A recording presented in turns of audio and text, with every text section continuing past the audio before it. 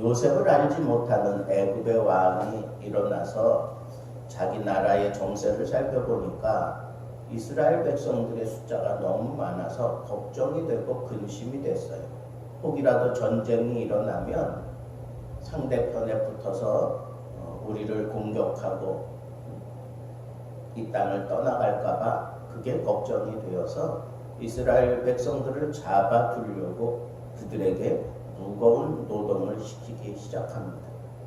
그런데 기가 막힌 것은 그렇게 학대를 받으면 받을수록 더 번성해지는 그런 이스라엘의 모습을 우리는 보게 됩니다.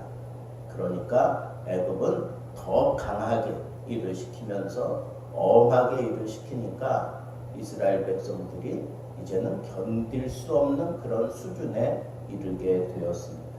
그래서 그들이 결국은 하나님 앞에 부르짖게 되고 그 부르짖음을 하나님께서 응답하시면서 시작되는 것이 바로 출애굽입니다. 애굽을 떠나게 되는 것이죠. 언약의 백성으로서 이 세상에서 어떻게 살아가야 하는지에 대한 명확한 답을 얻을 수 있는 것이 바로 이 출애굽기입니다. 한마디로 정의하자면 세상을 떠나서 광야를 거쳐 천국을 향해 가는 삶, 그것이 바로 출애굽기고 애굽, 광야, 가나안 이 세 단어가 출애굽기를 이해하는 키워드가 되는 것입니다. 세상을 대표하는 애굽을 떠난다는 것 정말 어려운 일입니다. 왜냐하면 세상의 임금이 절대로 쉽게 떠나도록 놔두지 않기 때문입니다. 그래서 세상의 임금과 하나님의 대결 구도가 그려지고 마침내 10가지 재앙을 당하고 나서야 어쩔 수 없이 이스라엘 백성들을 보내게 됩니다. 그리고 광야 생활 또한 쉽지 않습니다. 그들은 처음부터 홍해를 만났습니다. 광야 생활 가운데 힘들고 어려웠던 것은 물이 없는 겁니다. 먹을 것이 신통치 않았습니다. 그리고 여전히 무심하지 못할 강한 대적들을 만나서 싸움을 해야 됩니다. 이스라엘 백성들은 군대가 아닙니다. 어린아이들까지 다 있습니다. 가축들도 있습니다. 잘 준비된 그런 대적들과 싸우기에는 턱없이 부족한 그러한 수준이었습니다. 더욱 그들을 곤혹스럽게 만들었던 것은 이러한 전쟁 그런 것뿐만이 아니라 그들 자체가 만족하지 못하는 데 있었던 것도 우리는 잘 알고 있습니다. 그래서 하나님께서 그들을 특별한 은혜로 그 어떤 상황에서도 감당할 수 있도록 은혜를 베풀어 주신 것이 바로 오늘 우리가 앞으로 만나게 되는 그런 기가 막힌 하나님의 은혜와 이적과 하나님의 솜씨입니다. 마침내 이스라엘 백성들은 이 광야를 거쳐 가나안을 들어가게 되는 초석을 놓는 것이 이 출애굽기에 나타나고 있는데 그 정점에서 우리는 시내산을 만나게 되고 거기서 하나님이 이스라엘 백성들 가운데 임재하시는 것을 만나게 되고 그리고 이스라엘 백성들이 그 험난한 광야를 헤치며 살아갈 수 있는 등불을 하나 받게 되는데 그것이 바로 십계명과 하나님의 언약의 말씀입니다. 그렇다고 해서 광야로 들어가서 사는 삶이 그렇게 녹록한 것만은 아니었습니다. 세상 임금과의 직접적인 싸움은 없었지만 간헐적인 싸움은 계속 그 광야 생활 가운데 있었습니다. 그리고 광야 자체가 무시하지 못할 그런 큰 위험이란 말입니다. 그리고 하나님께서는 그러한 상황을 이겨내게 하시려고 하나님이 구름 기둥으로 그들의 더위를 가리셨고 불 기둥으로 그들의 추위를 덮이시고 악한 짐승의 습격으로부터 안전하게 막아주시기까지 하십니다. 또한 광야 생활 자체가 결코 짧지 않은 40년의 세월을 지내는 것이었기 때문에 참 힘들고 어려웠습니다.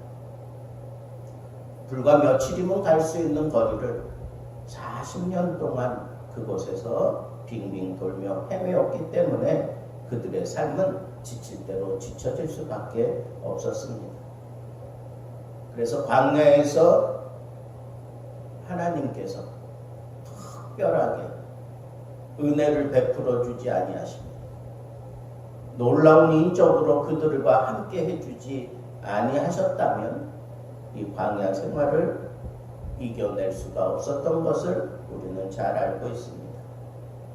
그래서 하나님께서는 그들에게 만나도 주시고 말씀도 주시고 이적을 베푸시고 구름 기둥과 불 기둥을 세우셔서 인도하시고 보호해 주셨고, 그리고 하나님의 임재를 누릴 수 있도록 언약궤와 성막을 그들에게 지워 주셨습니다. 그리고 무엇보다도 그들을 잘 이끌어갈 수 있는 영적인 지도자들을 세워서 이스라엘 백성들을 안전하게 가나안까지 인도해 가도록 하나님께서 아주 구체적으로 그 백성들과 함께 하시며 섭리하시는 모습을 우리는 출애굽기에서 만나게 되는 것입니다. 그러나 아무리 놀라운 이적과 넉넉한 채우심으로 우리에게 베푸신다고 할지라도 이스라엘 백성들이 광야 생활에서의 고단함을 이겨낼 수 있었던 아주 결정적인 그런 힘이 있었는데, 그것은 바로 가나안에 대한 열망입니다. 오늘을 살아가면서 우리가 가지고 있는 천국에 대한 열망 말입니다. 젖과 꿀이 흐르는 가나안에 대한 꿈을 포기하지 않았고 반드시 들어갈 것을 확신했기 때문에 목이 가란 그런 몸을 이끌고 척박한 광야 생활에서 그들은 올인할 수 있었습니다. 그리고 그렇게 광야 생활을 거치면서 애굽에서 얻었던 종된 그런 습성, 근성, 이것을 뿌리째 뽑아내야만 했던 것입니다.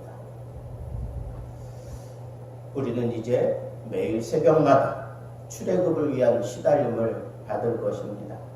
광야에서의 모험을 통해 세세한 하나님의 인도하심과 승리하게 하시는 이적을 만날 수 있습니다. 어떤 때는 말씀으로, 어떤 때는 찬양과 경배로, 어떤 때는 잠잠히 참아 하나님을 기다림으로, 어떤 때는 성령의 부어주심으로, 어떤 때는 성막 되시는 예수 그리스도로 하루하루의 삶을 하나님께서 우리에게 넉넉히 이길 수 있는 힘과 용기와 능력과 사랑을 베풀어 주시는 것을 경험할 수 있는 자리가 바로 이 자리가 될 것입니다. 자, 이제 우리 모두는 천국을 향해 가는 광야에 서 있음을 인식합시다. 이미 천국을 우리에게 약속해 주셨음을 우리는 붙잡아야 합니다.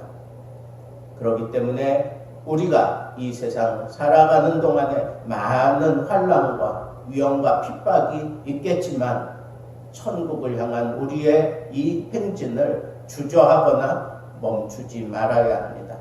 나의 삶 전반에 걸쳐서, 그리고 나의 지혜와 감정과 의지를 다해서 마지막까지 천국을 향해 나아가는 그런 영광의 탈출이 오늘 우리의 삶 하루하루를 열어가는 새벽마다 여러분들에게 활짝 열려진 그 광야 생활에서 하나님이 기기묘묘하게 지켜주시고 함께 해주셨던 그런 놀라운 하나님의 임재하심과 도우심과 인도하심과 이끌어주심을 기대하면서 이 하루하루의 새벽을 여러분들이 열어가면서 천국을 경험할 수 있는 그런 출애굽기를 여러분들이 가슴에 품고 등불을 밝히고 하나님과 함께하는 그러한